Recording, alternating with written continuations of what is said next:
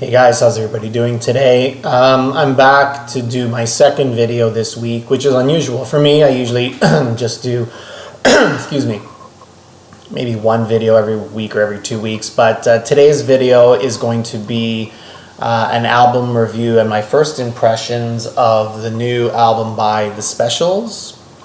The album is simply entitled Encore. This just came out a couple weeks ago. I got my vinyl copy, but I'd been hearing some of the songs before. So I'm going to start off with, I guess, just a brief history of The Specials and the different reunions that they've had over the course of time leading up to the album. Nothing too comprehensive, and it's just the history as I know it. So The Specials are best known for being one of the British ska bands of the late 70s, early 80s. Included with that British ska movement, I've shown these artists before. We have my favorite ska band, which is The Beat. And of course the other very famous band, Madness, and these are the debut albums for these two bands. I mean, there was many other bands included in that, The Selector, Bad Manners, probably some of the more well-known ones as well, which I love all those bands. And The Specials, I guess, were always regarded, I think, by many people as being the top ska band of that British ska movement. They were probably always second or third for me, if I'm honest. The Beat definitely being my favorite of the three, and Madness and The Specials kind of tied for second. Then The Specials released their widely acclaimed, very popular debut album, self-titled The Specials. You guys will probably know the songs A Message to You, Rudy, maybe Too Much, Too Young. Those were some of the bigger songs from there. And then a less successful, but still quite good, second album called More Specials. Those two albums had the same 7-member lineup, and then The Specials broke up, and some members stayed behind to form a band or continue with the band, and they were known at that point as The Special AKA. They actually had that name, The Special AKA, in the very beginning before they were known as The Specials, and then they readopted that name when the three, I guess, main vocalists left the band. Terry Hall, Linville Goling, and Neville Staples left The Specials to form the Fun Boy 3, which were more of a, I guess, pop, new wave-ish kind of band. And then the remaining 4 members, like I said, carried on with The Special AKA.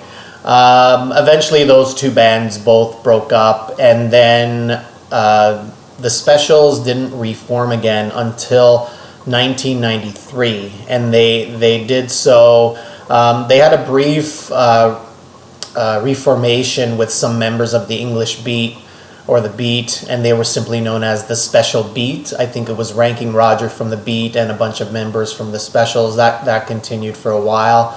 Then in 93 they reformed as The Specials, minus their principal songwriter Jerry Dammers, who was also the keyboard player, and lead vocalist Terry Hall. So it wasn't really a very full lineup, obviously, in 1993, and I think, you know, many people didn't even notice that they had reformed. But then in, I believe it was around 2008, there was a performance with, I think, Amy Winehouse, who was a Specials fan, and that performance led to a full-scale Specials reunion in 2008, again minus Jerry Dammers. So some people didn't recognize that as, you know, as The Specials, because Jerry being a key and vital member of the band in its heyday and was not involved in this. But the important thing about that reunion was in 2008, Terry Hall did rejoin. So many people felt, okay, this is the authentic Specials. And they mainly toured from that point onward. I saw them in Toronto probably around the 2009-2010 year. They were excellent. And but slowly, bit by bit over time, they started losing some of their members. So out of the original 7-member lineup, they started in 2008 with 6 out of 7 members, and then the first to go was Neville Staples, who's one of the vocalists. He just decided not to work with the band anymore. I don't know if there was any animosity or anything like that. So he stopped. Then, unfortunately, John Bradbury, the drummer, excellent drummer, passed away. And then most recently, Roddy Radiation on guitar left the band. So they were brought down to 3 members. Terry Hall on vocals, Linville Golding on vocals and guitar, and Horace Panter on bass. So there's still 3 members there, accompanied by a bunch of other people. One person they did get in on guitar for the touring band, and I guess on the album, is the guitarist from Ocean Color Scene, Steve Craddock, who also plays with Paul Weller, excuse me. But he's not an official member of the band. The official members of the band remain as the 3 members. And it wasn't up until this year, January, that they released the specials, Encore. So the one thing that I first felt about this album, it's got 10 songs, but I felt that the specials might have taken so long to put it out because they were short on songs or melodies. And the reason why I say that is that they're 10 songs, which is fine, but 3 out of the 10 songs are actually spoken word songs, either by Terry, Linville, or they have a female guest on the album who I don't know, doing a spoken word songs. So that's 3 right there out of 10. Then there's a 4th song, which is a cover of the Fun Boy 3 song, The Lunatics Have Taken Over the Asylum, which was a hit for the Fun Boy 3. And on the Specials album, it's just simply entitled The Lunatics. A great ska version of that song, reggae ska version. So really I felt only 6 new songs that had, new melodies and stuff like that. So that's one of the reasons why I felt that they may have been short on material for this album. The other thing that strikes me about this album, I'm not going to do a song-by-song breakdown, but just highlight a few songs. The first 2 songs on this album are quite unspecials-like, and I say that because they're not in sort of that ska reggae vein. They're 2 funk songs, and quite an interesting way to start off the album, a reunion album. I didn't know how I felt about these songs at first. The first one is a song called Black Skin, Blue Eyed Boys, which has now turned out to be one of my favorite songs on the album, and I actually hope they release that song as a single.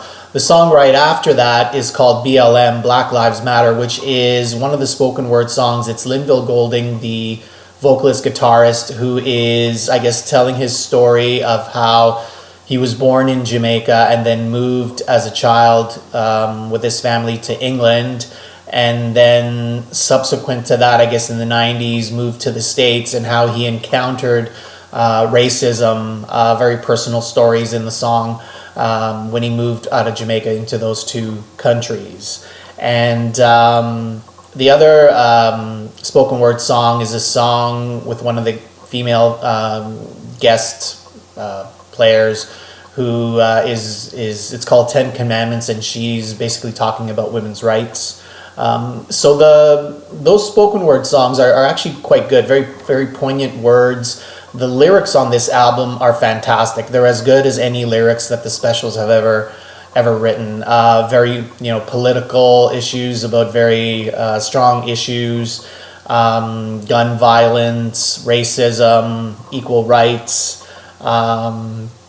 and it's done so in a very genuine way, I feel, where it doesn't come across as cheesy or just trying to cash in on issues or anything like that. When you hear these lyrics, you actually feel like the band members mean it. And I think most of the lyrics probably come either from Terry Hall or Linville Golding. So I really like this album. I mean, despite the fact that I think, you know, they're probably short on material, this album is excellent. It's easily so far. I know the year is not even 2 months old yet. It's easily my favorite album so far this year, and I think it'll probably finish in the top 5 for the year at the end of the year. Musically, like I said, 8 out of the 10 songs are sort of that reggae ska feel. 2 are funk songs, but again, they fit in very nicely. The reggae ska songs, I will say, is missing a little bit of that punk energy that the Specials had on their, especially on their first album. So that is missing a little bit. Terry Hall's vocals are whispered on many of these tracks. He was never really a vocalist that would let loose. He always had that sort of deadpan style vocal, but he's definitely, you know, you could say maybe he's, I don't know, matured, and that's just the way he sings now. But I am missing a little bit of that sort of energy of the first album. But having said that, for what this is, if you try not to compare it too much to the first 2 albums, which are great, this is an excellent album. I would easily rate this album as an 8 out of 10. Don't know what Specials fans will think about this. It is what it is. It's what the Specials sound like today. So I really like it. I think, you know, if you were a Specials fan, and as long as you're not looking for that, again, early sound of the ska punk energy, I think you'll really like this. Again, 8 out of the 10 tracks are ska reggae songs, and the 2 funk songs. Just hold on a second. Sorry about that, guys. I had to answer my house phone there. 8 out of 10. I recommend this to Specials fans. You know, you can obviously listen to these tracks on YouTube. Still highly recommended. And those are sort of my first impressions, having had the album now for a couple of weeks, and being able to listen to some of these songs on YouTube prior to that. Okay, guys? All right. Thanks a lot for watching, and we'll see you later.